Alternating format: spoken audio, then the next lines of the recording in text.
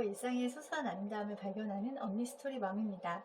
요즘에 제가 고민하는 것이 아이들 성교육에 대한 고민을 좀 하고 있어요.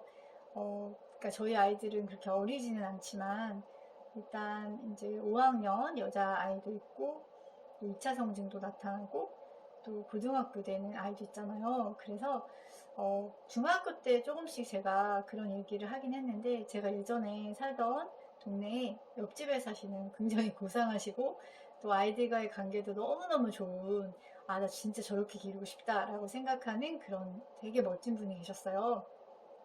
저희 아이들은 이제 아직 할머니는 아니셨지만 할머니라고 불렀는데, 저희 아이들이 예뻐하셔서 저희 아이들 초대도 해주시고 했는데, 그러면서 자녀하고 어떻게 소통하는지 뭐 그런 얘기도 해주셨어요. 그래서 저도 그때 어린 엄마이기 때문에 되게 귀를 쫑긋해서 많이 들었는데, 특히 이제 애들하고 중요한 사항에 있어서는 아이들이 부모를 굉장히 신뢰를 하고 있더라고요. 그래서 정말 중요한 선택에 앞서서 부모하고 상의하고 또 의견을 교류하는 것이, 다 큰 성인이 되었는데도 그게 너무나 자연스럽고 부모를 굉장히 믿으면서 부모 또한 자식을 굉장히 믿어주는 그런 신뢰관계가 굉장히 있는 건강한 집안이었어요.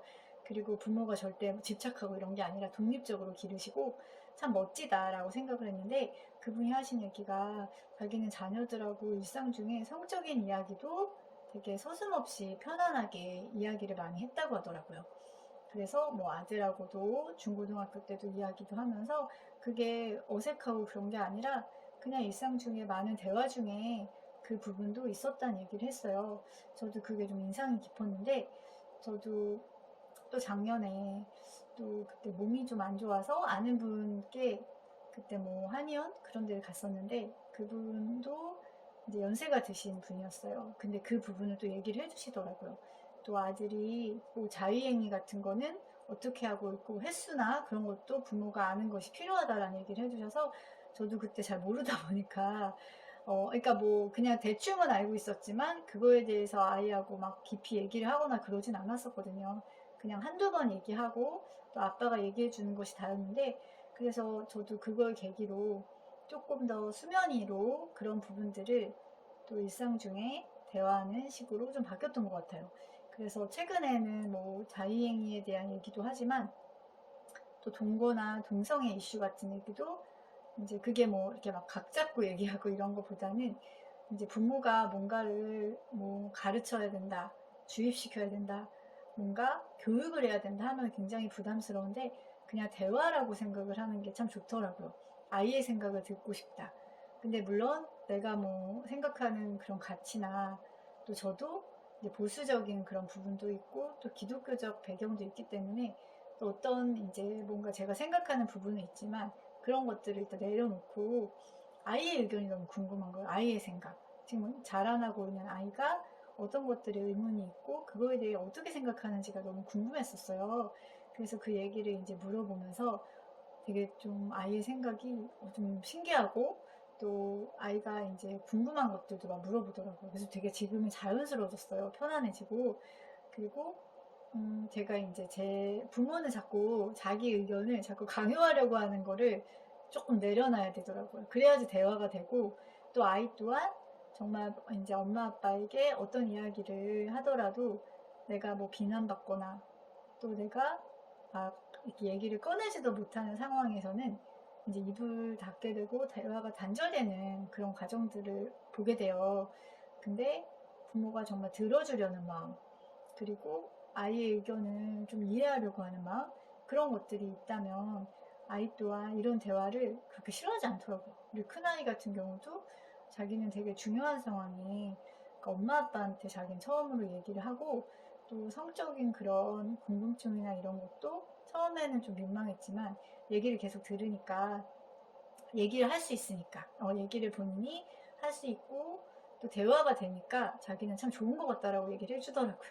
근데 반면 둘째는 이제 중2고 하다 보니까 되게 쑥스러워하는 그런 게 있어요. 처음에는 아이들이 당연히 어색해하고 쑥스러워하지만, 저 같은 경우는 이제 중학교 때 그런 얘기가 시작이 됐지만, 뭐 한 5학년, 4학년 때부터 그 나이에 맞게 할 수 있는 이야기, 좀 가벼운 이야기부터 한다면 훨씬 더 좋겠다라는 생각이 들더라고요.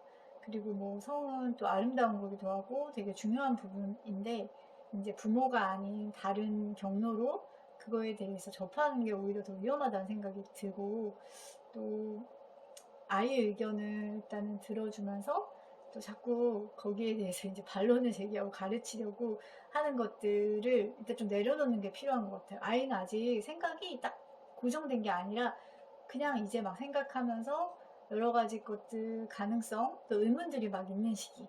그런 시기이기 때문에 이 과정으로 바라보는 게 훨씬 더 중요하다는 생각이 들고요. 그리고 사실은 아이가 어떤 부분에 결정적으로 선택을 하는 거잖아요. 근데 부모의 그런 대화가 아이가 좀 더 신중하고 또 더 그런 상황에서 또 깊이 있는 사고를 통해서 더 나은 선택을 할 수 있는 기회가 된다는 생각이 들어요. 그리고 제가 지금 청소년 강사하면서도 예를 들면 학교 폭력 관련된 그런 이야기를 할 때도 정답은 일단 있어요. 당연히 피해 학생의 입장을 생각해야 되고 막 이런 건 있잖아요. 근데 그거를 강요하는 식으로 절대 접근하지 않고 아이하고 충분히 아이들하고 대화를 통해서 또 토론을 통해서 아이 스스로 더 바른 선택을 하고 더 신중한 선택을 하고 또 피해자의 입장을 한번 생각해 봄으로써 우리가 피해자 입장을 생각해야 돼. 이렇게 해야 하니까 이렇게 해야 돼. 그거 잘못된 거야. 이렇게 교육하지 않고 그런 과정들을 통해서 아이가 공감하고 또 내가 그 입장이라면 어떨까를 생각하는 그 과정들을 통해서 아이가 자기의 그런 행동들을 어떻게 하는 것이 좋은지를 이렇게 습득해가는 과정식으로 교육을 하거든요.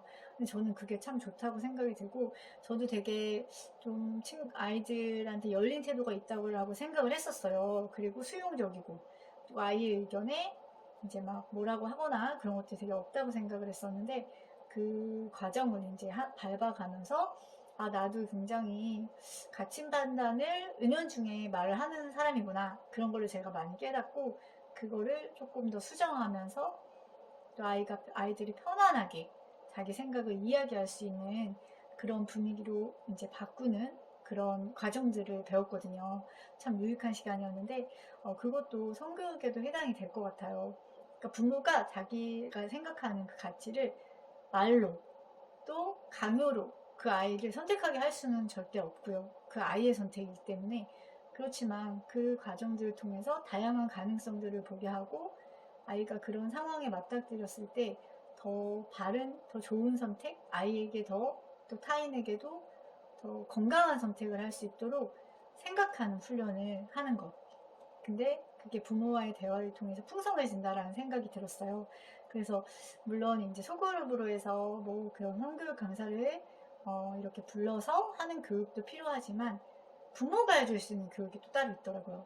그래서 두 가지를 뭐 같이 하거나 부모가 다 해줄 수도 있는 것이고, 저 같은 경우는 이제 따로 그런 훈련 같은 걸 그런 교육을 받게 하진 않았지만 일단 학교 교육이 어떻게 이루어지는지에 대한 관심을 좀 가져야겠다라는 생각을 많이 하게 됐어요.